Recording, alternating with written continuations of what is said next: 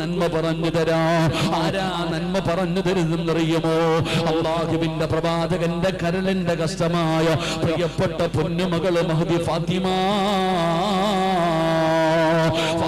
ബീബി റളിയല്ലാഹു തആല അൻഹ തന്റെ പ്രിയപ്പെട്ട ഭർത്താവ് സയ്യിദുനാ അലി ഇബ്നു അബീ ത്വാലിബ് റളിയല്ലാഹു തആല അൻഹു അല്ലാഹുവിന്റെ പ്രവാചകന്റെ പൊന്നാര മകളുടെ ജീവിതം അറിയുമോ പെങ്ങളോ? ഫാത്തിമയുടെ ജീവിതം പഠിക്കണം പൊന്നുമോളോ. അല്ലാഹുവിന്റെ പ്രവാചകന്റെ പൊന്നാര മകളുടെ ചരിത്രം വായിച്ചാ ഏത് കരയാത്ത കണ്ണും നിറയുമുമ്മ.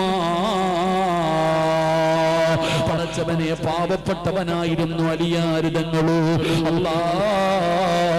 ഒരു ദിവസം തന്റെ വീട്ടിലേക്ക് കടന്നു വരുമ്പോ അലിയാരിതങ്ങള് വീട്ടിലേക്ക് കടന്നു വരുമ്പോ ഫാത്തിമ ബീബി റളിയല്ലാഹു തആല അൻഹയുടെ മുഖമങ്ങ് വാടിയിരിക്കുകയാ.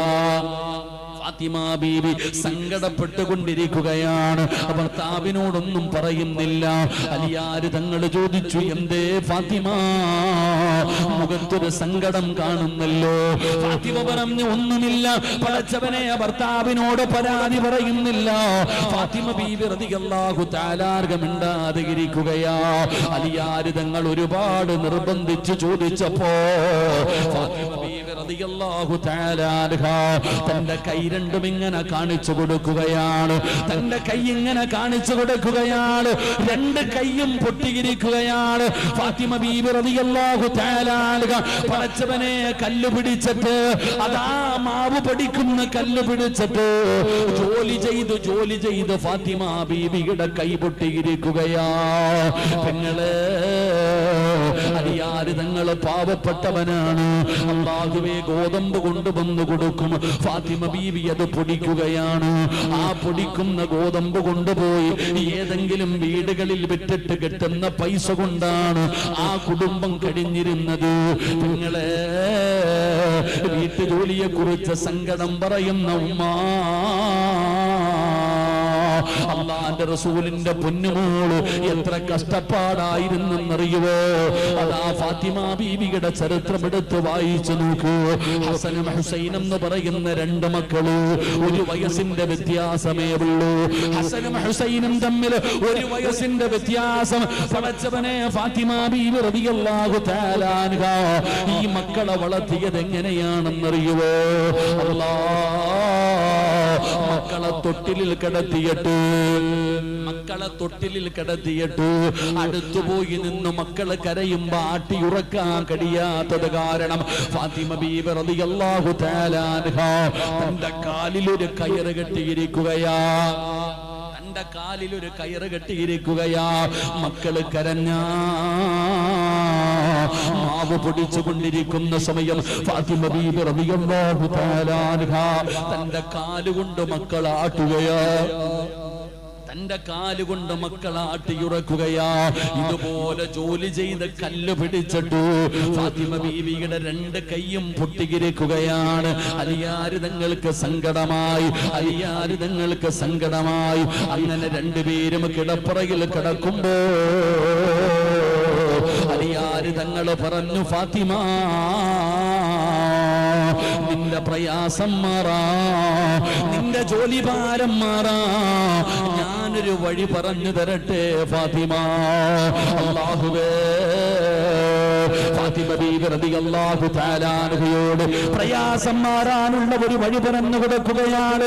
എന്താണ് വഴി പറഞ്ഞു കൊടുത്തതെന്നറിയോ? ഫാത്തിമ, നീ അല്ലാഹുവിന്റെ പ്രവാചകനെന്ന് നിന്റെ പിതാവിനെ നാളെ കാണാൻ പോകണം. അല്ലാഹുവിന്റെ റസൂലിനെ കാണാൻ പോകണം. നബി തങ്ങളുടെ ചാരത്ത് ചെന്നിട്ട് നിന്റെ കൈ കാണിച്ചു കൊടുത്തിട്ട് നിന്റെ സങ്കടം പറയണേ ഫാത്തിമ, നിന്റെ പ്രയാസം പറയണേ ഫാത്തിമ. വാപ്പാടെ കയ്യിൽ ഒരുപാട് അടിമകളുണ്ട്, ഒരുപാട് അടിമകൾ വാപ്പയുടെ കയ്യിലുണ്ട്. നീ ഒരെണ്ണത്തെ ചോദിച്ചാൽ, നിന്റെ സങ്കടം പറഞ്ഞിട്ട് നീ നിന്റെ ഉപ്പയോട് ചോദിച്ചാൽ ഒരടിമയെ നിനക്ക് വാപ്പ തരും ഫാത്തിമ. നിന്റെ പ്രയാസം മാറും ഫാത്തിമ. ഫാത്തിമ ചിന്തിച്ചു, പടച്ചവനെ നല്ലതാണല്ലോ, തന്റെ ഭർത്താവ് പറഞ്ഞത് നല്ല കാര്യമാണല്ലോ. അങ്ങനെ സമാധാനത്തോടെ കിടന്നുറങ്ങി.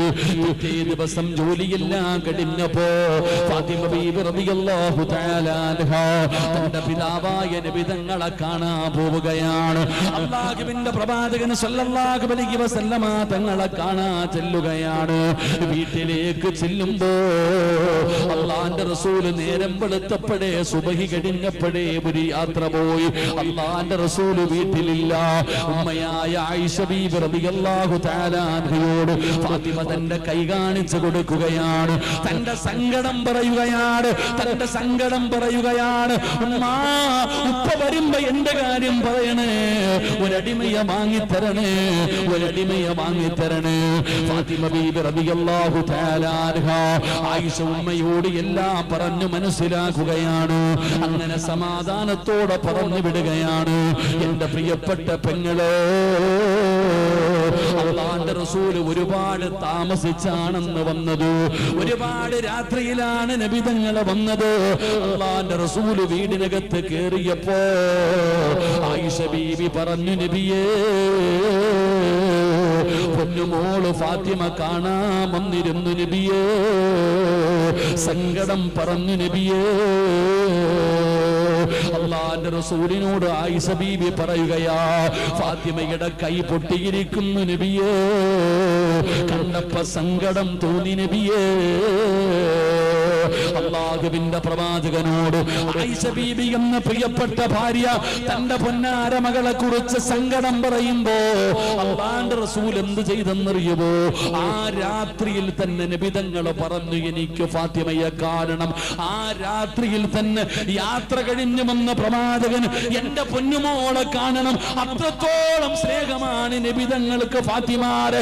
കരളിന്റെ കഷ്ടമാണ്. ഇതുപോലെ ഒരു ഉപ്പയും തന്റെ പൊന്നാര മകളെ സ്നേഹിച്ചിട്ടുണ്ടാകില്ല. അല്ലാഹുവിന്റെ റസൂൽ രാത്രിയിൽ തന്നെ ഫാത്തിമയുടെ വീട്ടിലേക്ക് കടന്നു ചെന്നു. അല്ലാഹുവിന്റെ റസൂൽ സലാം പറഞ്ഞു. വീടിനകത്തേക്ക് കടന്നു ചെല്ലുമ്പോ അലിയാരിതങ്ങൾ ചാടി എഴുന്നേക്കുകയാണ് കിടപ്പറയിൽ നിന്ന്. അല്ലാഹുവിന്റെ റസൂൽ പറഞ്ഞു ഇരിക്കാൻ. തന്റെ മകളെയും തന്റെ മരുമകനെയും പിടിച്ചിരുത്തിയിട്ട് ഫാത്തിമ എന്ന് പറയുന്ന തന്റെ പൊന്നാര മകളുടെ കയ്യിൽ നിബിധങ്ങൾ പിടിക്കുകയാ. അല്ലാഹുവിന്റെ റസൂൽ തന്റെ പൊന്നാര മകളോട് പറഞ്ഞ മറുപടി എന്തെന്നറിയുവോ? ഒരു വാപ്പ ഇങ്ങനെയാകണം, ഒരു ഉപ്പ ഇങ്ങനെയാകണം. പെൺമക്കളുള്ള പിതാക്കന്മാരെ ഒരു ഉപ്പ എങ്ങനെയാകണമെന്ന് നിബിധങ്ങൾ പഠിപ്പിച്ചു തരികയാ. അല്ലാഹുവിന്റെ പ്രവാചകം തന്റെ പൊന്നാര മകള് ജോലി ചെയ്ത് കൈപൊട്ടിയിട്ട് സങ്കടം പറഞ്ഞ പൊന്നുമോളോട് അല്ലാഹുവിന്റെ റസൂൽ ചോദിച്ച ചോദ്യം എന്തെന്നറിയോ? ഫാത്തിമ, ഭർത്താവിനും മക്കൾക്കും ഭക്ഷണം വെച്ചു കൊടുത്താ അമ്മ തരുന്ന പ്രതിഫലം നിനക്കറിയുമോ ഫാത്തിമ? അല്ലാഹുവിന്റെ റസൂൽ ചോദിച്ച ചോദ്യമാണ്. ഭർത്താവിനും മക്കൾക്കും ഭക്ഷണം വെച്ചു കൊടുത്താ അമ്മ തരുന്ന പ്രതിഫലം നിനക്കറിയുമോ ഫാത്തിമ? ഇതാണോ വാപ്പ? ഇങ്ങനെയാണൊരു വാപ്പയാകേണ്ടത്. അടുക്കളയിൽ കിടന്ന് കഷ്ടപ്പെടുമ്പോ പരാതി പറയുന്ന പെങ്ങള് എന്ത് ചെയ്താലും പരാതിയാണല്ലോ. ചോറ് വെച്ചാലും പരാതിയാണല്ലോ. അടുക്കളയിൽ തീയുടെ ചുവട്ടിൽ കിടന്ന് കഷ്ടപ്പെടുന്ന ഉമ്മ, നിന്റെ ശരീരം വിയർക്കുമല്ലോ. അടുപ്പിന്റെ ചുവട്ടിൽ നിന്നിട്ട് ചോറ് വെക്കുമ്പോ, കറി വെക്കുമ്പോ, ഭക്ഷണം വെക്കുമ്പോ നീ ഇട്ടിരിക്കുന്ന ശരീരത്തിലിട്ടിരിക്കുന്ന വസ്ത്രത്തിലൂടെ വിയർപ്പ് തുള്ളി ഒഴുകാറുണ്ടല്ലോ.